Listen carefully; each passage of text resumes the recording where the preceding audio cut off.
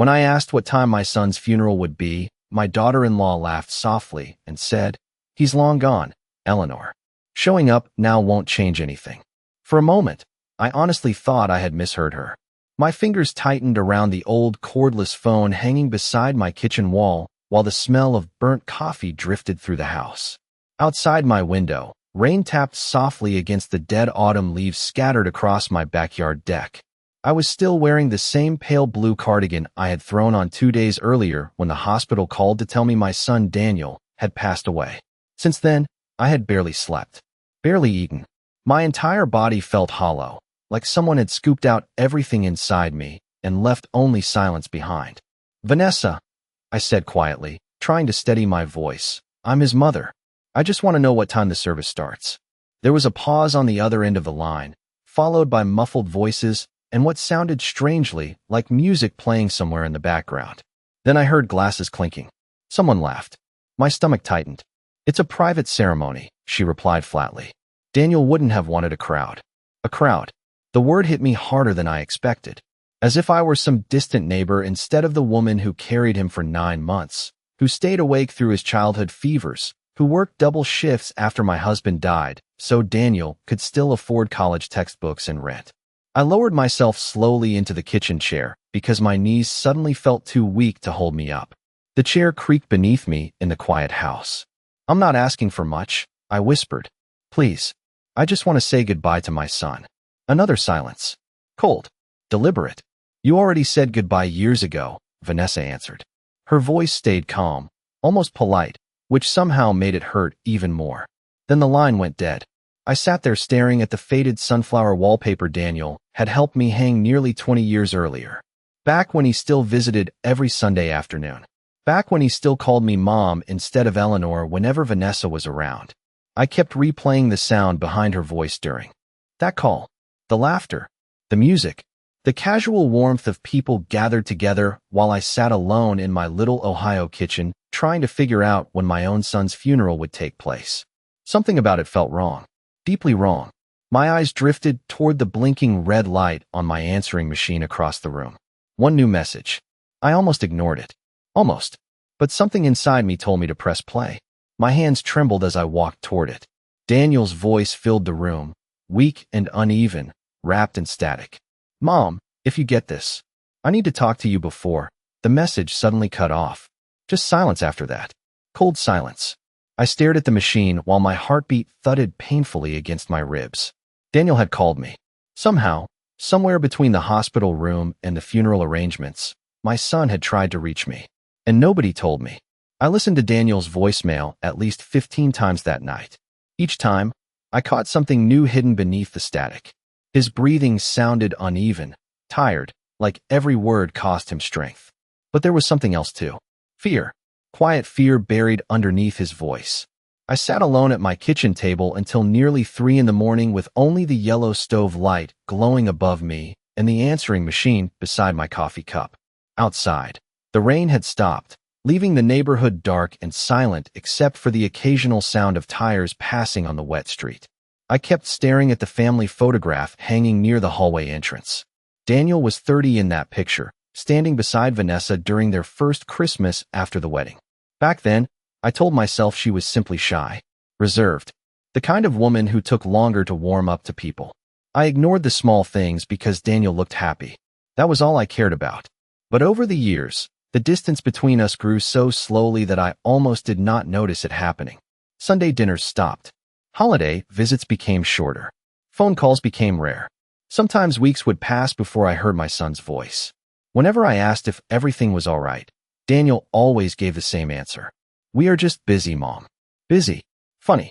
How one small word can slowly erase an entire relationship. Around 4 in the morning, I finally stood up and walked into the hallway closet where I kept old family boxes stacked beside winter blankets and photo albums. My fingers brushed against the dusty cardboard until I found the blue storage bin labeled Daniel. I carried it carefully into the living room and opened it beside the couch. Inside were pieces of a life Vanessa seemed determined to erase. Little League trophies. Father's Day cards written in crooked childhood handwriting. A faded Polaroid of Daniel holding the fish he caught during our trip to Lake Erie when he was 11 years old.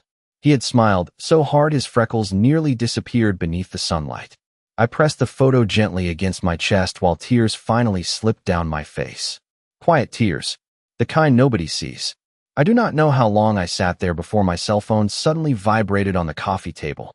For one hopeful second, I thought it might be Daniel's hospital or maybe someone calling to explain the confusion about the funeral.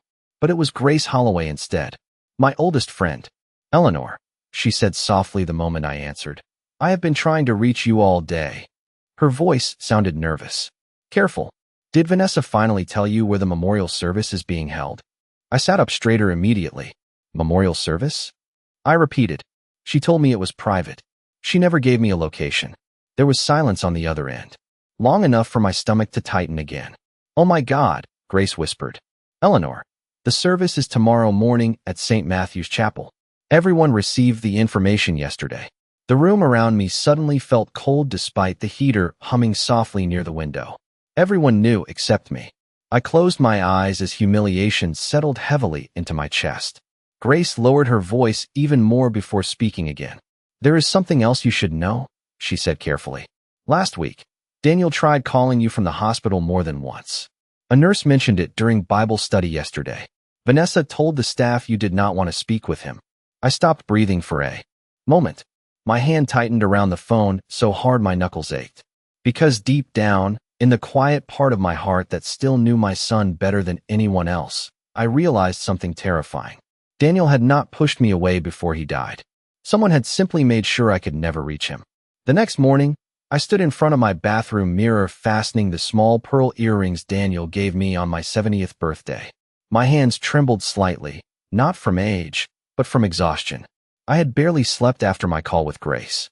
The entire night replayed inside my mind like an old film I could not turn off.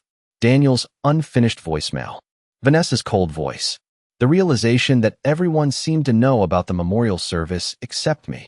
I buttoned my black wool coat slowly and glanced at the clock near the hallway. 7:32 in the morning. The service would begin at 9. St. Matthew's Chapel was only 20 minutes away, but somehow the drive felt much farther.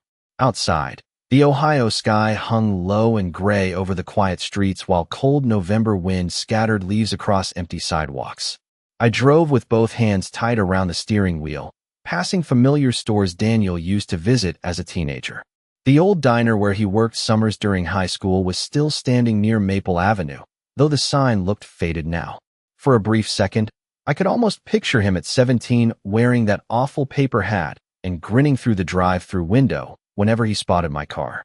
By the time I reached St. Matthew's, the parking lot was already crowded. Black sedans lined both sides of the chapel entrance, and people gathered beneath the stone awning speaking quietly into steaming coffee cups. I stayed inside my car for nearly a full minute staring at the chapel doors. My chest felt unbearably tight. Not because Daniel was gone. That pain had already settled deep inside me like a permanent winter. No, this was something else. The feeling that I was about to walk into a room where I no longer belonged. I finally stepped out into the cold wind and pulled my coat tighter around myself. The moment I entered the chapel lobby, conversations softened. Not completely, just enough for me to notice. A few people looked surprised to see me there. Others avoided eye contact entirely. The air smelled faintly of lilies and candle wax. Near the entrance stood a large memorial display filled with photographs of Daniel. I moved toward it slowly, my heels echoing softly against the marble floor. But the closer I got, the stranger the display felt. Every picture showed only the life Vanessa wanted people to remember. Corporate dinners, vacation resorts, country club events, smiling photos with her family. There was nothing from his childhood. No photographs of fishing trips. No Christmas mornings beside our old fireplace. No pictures of Daniel with his late father. It was as if the first 30 years of my son's life had been erased completely. My throat tightened as I reached toward one photograph showing Daniel standing beside Vanessa during a wine tasting in California. Before my fingers even touched the frame, Vanessa's voice appeared calmly behind me. "Please do not touch the display," she said. I turned slowly. She stood there in a perfectly tailored black dress with her blonde hair pinned neatly behind her shoulders. Not a single sign of grief showed on her face. Only irritation. "I came to see my son," I answered quietly. Vanessa crossed her arms gently. careful to maintain the composed expression everyone else seemed to admire. "The family is sitting in the front rows," she replied. "There is space toward the back if you would be more comfortable there." Toward the back, like a distant coworker, like someone invited out of obligation. My stomach dropped, but before I could respond, an older man from Daniel's office approached awkwardly beside us. "Eleanor," he said softly, clearly uncomfortable, "I am so sorry for your loss." Then he hesitated before adding something that made my blood run cold. "Honestly, after everything Vanessa told us, I did not think you would come." I looked at him carefully. "What exactly did Vanessa tell you?" The man's face immediately paled with regret. He glanced nervously toward her before lowering his eyes. But he did not answer, and somehow his silence told me everything I needed to know. The chapel service passed in a blur of organ music and carefully practiced sympathy. I sat alone in the last row exactly where Vanessa wanted me, staring at the back of her perfectly styled blonde hair, while strangers stood one after another describing a version of my son that barely sounded familiar. They spoke about Daniel the executive, Daniel the investor, Daniel the ambitious businessman who loved networking dinners and golf retreats. Nobody mentioned the boy who used to leave handwritten birthday cards on my kitchen counter every year without fail. Nobody talked about how he hated coffee until he turned 35, or how he still watched old black and white Western movies whenever he came home sick. It felt less like a memorial and more like watching someone slowly rewrite my son's entire life in front of me. The final blow came near the end of the service when Vanessa stepped behind the podium, holding a folded tissue between perfectly manicured fingers. Her voice trembled just enough to sound believable. "Daniel often spoke about chosen family," she said softly. "The people who truly supported him emotionally through difficult times." Then her eyes briefly shifted toward the back row where I sat alone. Not long enough for anyone else to notice. But I noticed. Every word felt carefully aimed. Around me, heads nodded sympathetically. Someone nearby even glanced back at me with visible discomfort before quickly looking away. I lowered my eyes toward my hands resting in my lap, because suddenly I understood exactly what Vanessa had done. She had not only separated me from my son before his death, she had spent years quietly building a story about me for everyone else to believe after he was gone. By the time the service ended, my chest felt heavy with exhaustion. Guests slowly gathered near the chapel lobby speaking in hushed voices, while soft piano music drifted through hidden speakers overhead. I stayed seated until most people had already left their rows. I could not bear the thought of walking through another crowd filled with pitying looks and awkward silence. Eventually I stood and reached for my coat, but before I could leave, someone gently touched my arm. "Mrs. Whitmore?" I turned to see a young woman wearing navy blue hospital scrubs beneath her winter jacket. She looked nervous, glancing toward the lobby before speaking again. "My name is Rachel. I worked the evening shift at Mercy General." My heartbeat slowed for a second. "You knew Daniel?" She nodded quietly. "Your son talked about you often." The words nearly broke me right there in the middle of the empty chapel aisle. Rachel swallowed hard before continuing. "I probably should not say this, but he kept asking for you during his final days." I stared at her in stunned silence while cold air drifted through the opening chapel doors nearby. "Vanessa told the staff there were family issues," Rachel explained carefully. "She said contact with you would upset him further." My throat tightened painfully. "That was not true," I whispered immediately. Rachel looked down for a moment before reaching into her purse. "I know." She pulled out a small white envelope with my name written across the front in shaky handwriting I recognized instantly. Daniel's handwriting. My knees nearly gave out beneath me. "He asked me to make sure you received this personally if anything happened," she said softly. I took the envelope with trembling hands while emotion rushed through me so quickly I could barely breathe. The paper felt thin and warm from her coat pocket. Before I could even open it, a sharp voice suddenly echoed across the lobby behind us. "What is going on here?" "Vanessa." Rachel immediately stepped backward looking terrified. Vanessa walked toward us with controlled fury hidden beneath her composed expression. "The service is over," she said coldly to Rachel. "I think it is time for hospital staff to stop interfering in private family matters." But for the first time since Daniel died, I noticed something different in Vanessa's face as her eyes locked onto the envelope in my hands. Fear. Small. Quick. But unmistakably there. I did not open the envelope until I returned home that afternoon. The entire drive back felt unreal, as though I had stepped outside my own life and was watching someone else suffer through it instead. Gray clouds still covered the Ohio sky, and a light drizzle blurred the windshield while the heater hummed softly inside my Buick. I kept replaying the expression on Vanessa's face when she saw the envelope in my hands. For the first time since Daniel died, she looked nervous. Not angry, not irritated, nervous. That feeling stayed with me all the way home. The moment I stepped inside my house, the silence wrapped around me again. Quiet old houses sound different after loss. Every floorboard creak feels louder. Every ticking clock feels cruel. I hung my coat beside the door and carried the envelope carefully into the kitchen like something fragile enough to break apart in my hands. For several minutes, I simply stared at Daniel's handwriting across the front. Eleanor Whitmore. The letters looked weaker than I remembered, uneven in places, as though his hand had been trembling while writing them. Finally, I slid one finger beneath the seal and opened it slowly.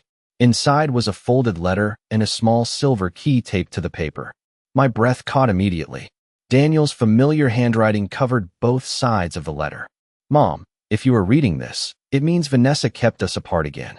I had to stop for a moment because my vision blurred with tears. Again, that single word carried years of pain inside it. I sat down slowly at the kitchen table and continued reading. Daniel explained that during the final month of his illness, he asked Vanessa several times to contact me. Each time she claimed I was traveling, sick, or unwilling to visit him. At first he believed her, but eventually he realized something was wrong when none of his messages reached me. The voicemail I received had been placed secretly from a hospital hallway while Vanessa was meeting with doctors downstairs.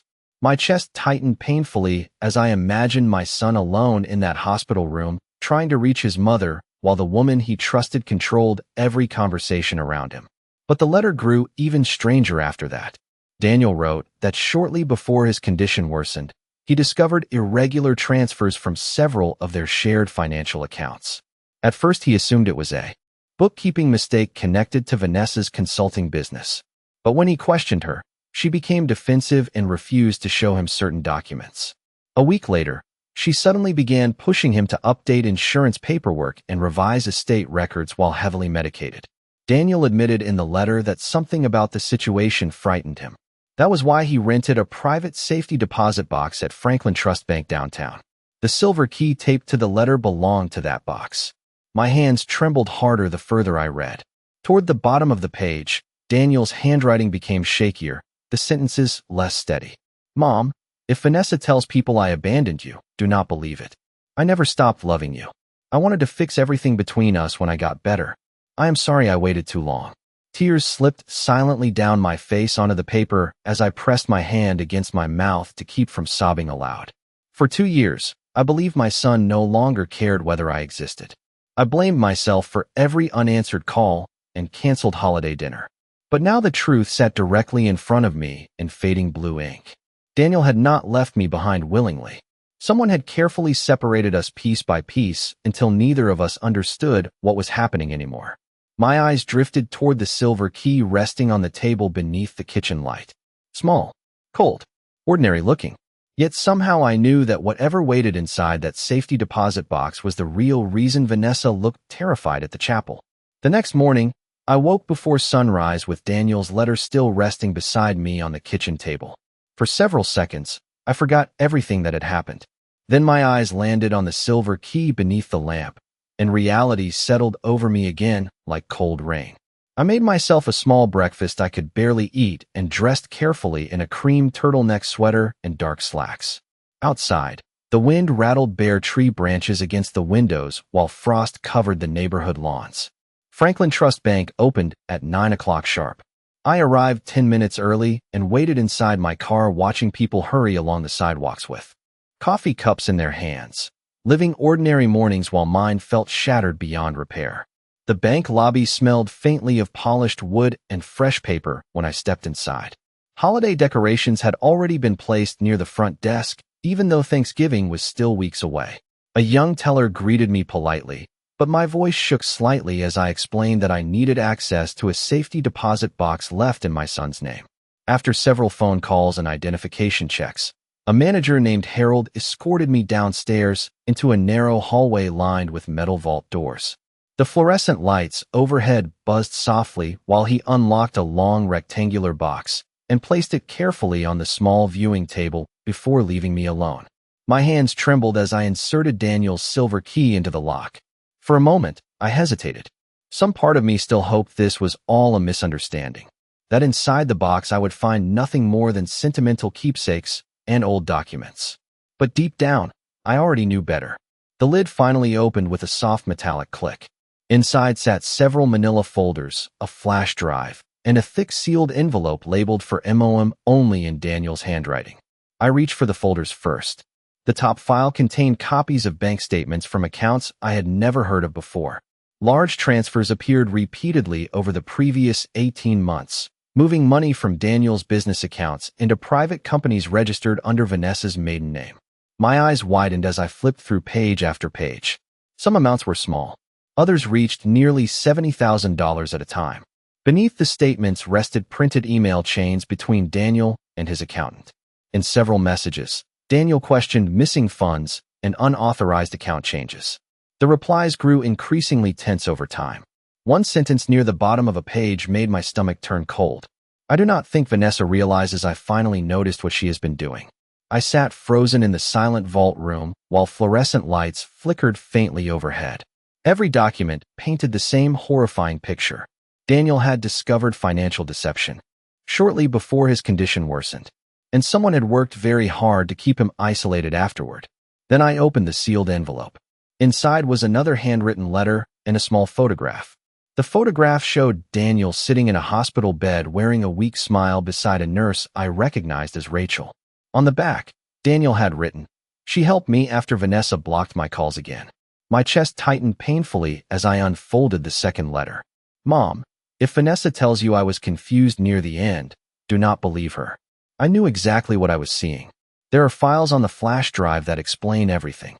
I was planning to meet an attorney before my surgery, but I ran out of time. I lowered the paper slowly into my lap while tears burned behind my eyes. Daniel knew he was running out of time. He knew something terrible was happening around him. And instead of spending his final weeks surrounded by peace and family, he spent them trying desperately to protect the truth from his own wife. Suddenly, my cell phone vibrated sharply against the table, startling me in the quiet room. Vanessa's name flashed across the screen. I stared at it for several seconds before answering. Her voice sounded unusually calm. "Eleanor," she said softly, "I think we should talk privately before things become unnecessarily complicated." I did not answer Vanessa immediately. I sat alone inside the cold vault room, staring at Daniel's handwriting while her name glowed across my phone screen like a warning. Eventually, I pressed the answer button and held the phone carefully against my ear. "What exactly do you mean by complicated?" I asked quietly. For a moment, she said nothing. I could hear faint traffic sounds behind her and the distant hum of a car engine. "Daniel's death has been difficult for everyone," she replied in that same polished voice she used whenever she wanted to sound reasonable. "I think emotions are clouding your judgment right now." I looked down at the stack of financial records spread across the table in front of me. "My judgment seems perfectly clear today." Another pause, slightly longer this time. Then her tone changed almost imperceptibly. Colder. "Rachel had no right to interfere in private matters," she said. "And whatever Daniel left behind was written while heavily medicated. You should be careful before believing things that could damage people unnecessarily." Damage people. Not honor Daniel. Not mourn him. Damage people. I suddenly realized Vanessa was not calling because she cared how I felt. She was calling because she was afraid of what I might already know. "My son tried to contact me before he died," I said softly. "You told everyone I abandoned him." The silence on the other end stretched so long I thought she might hang up. Instead, she exhaled slowly. "Daniel was confused near the end," she answered carefully. "The doctors warned me that his emotions were unstable." I closed my eyes for a brief moment. There it was again. That same quiet rewriting of reality she had done for years. Calm enough to sound believable. Cruel enough to destroy trust little by little until nobody questioned her anymore. But this time I had Daniel's own words sitting in front of me. "Do not contact me again unless it concerns legal matters," I told her. Then I ended the call before she could respond. My hand trembled afterward, though not from fear anymore. From anger. Quiet anger. The kind that settles deep and stays there. I gathered the folders, flash drive, and letters carefully back into the box before leaving the bank. Snow had started falling lightly outside, small white flakes drifting across downtown streets, while people hurried through the cold carrying shopping bags and paper coffee cups. Everything looked painfully ordinary compared to the storm unfolding inside my life.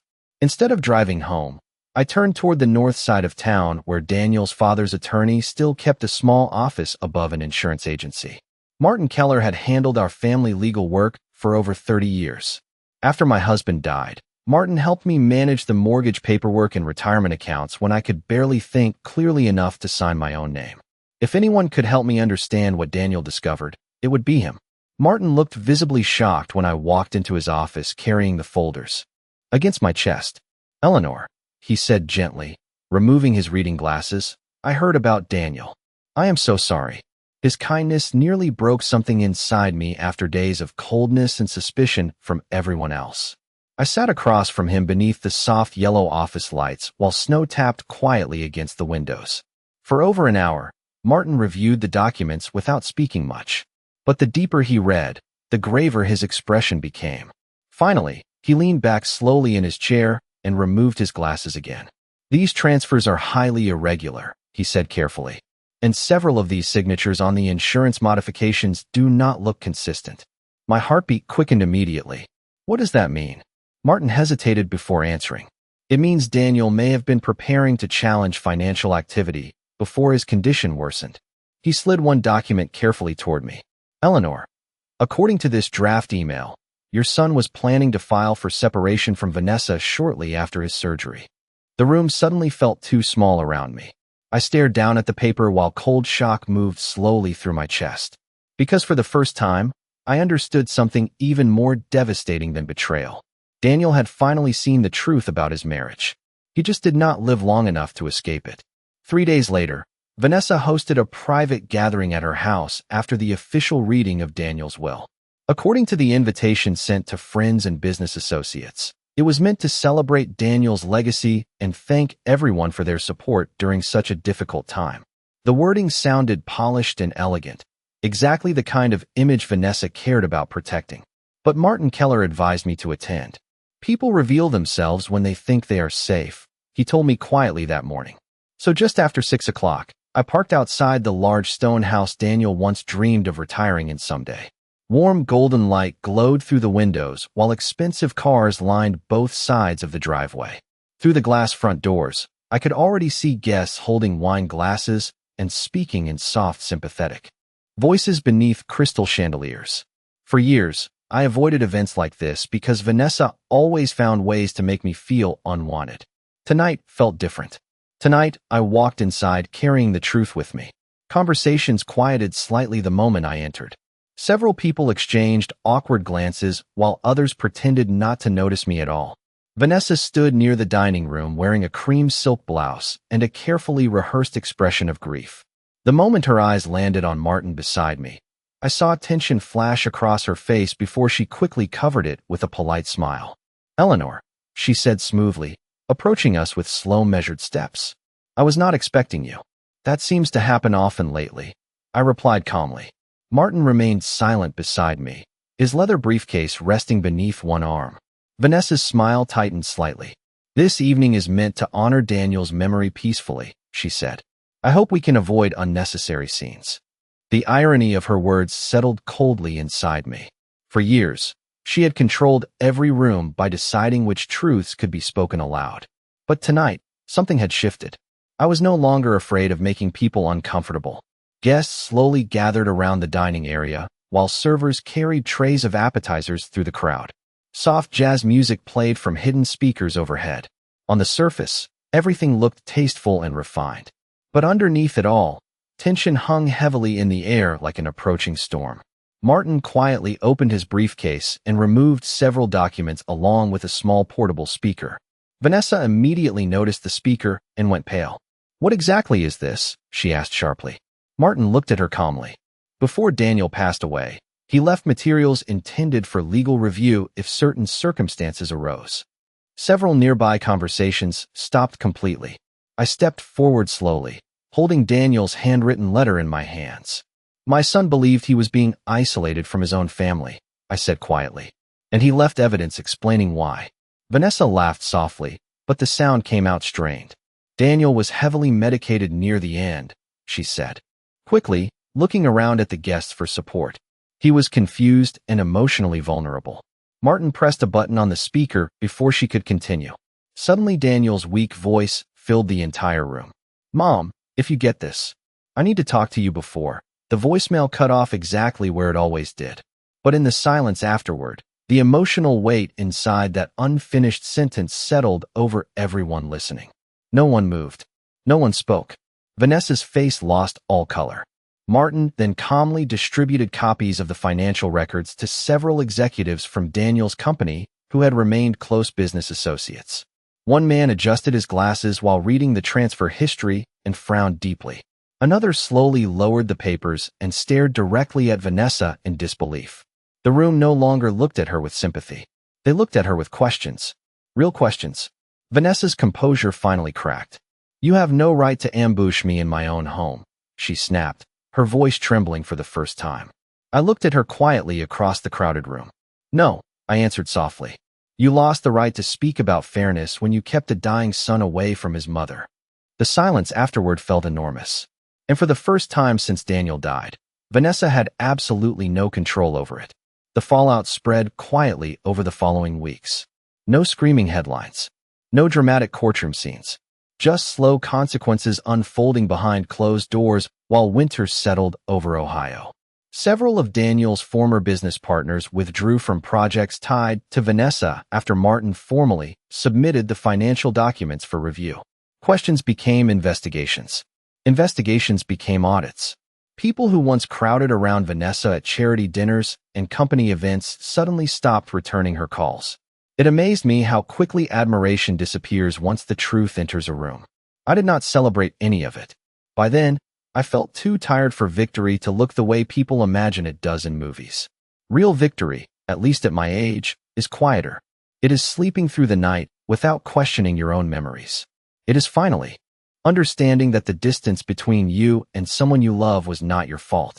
A week before Christmas, Martin called to tell me the legal review confirmed multiple unauthorized account transfers connected to Vanessa's private companies.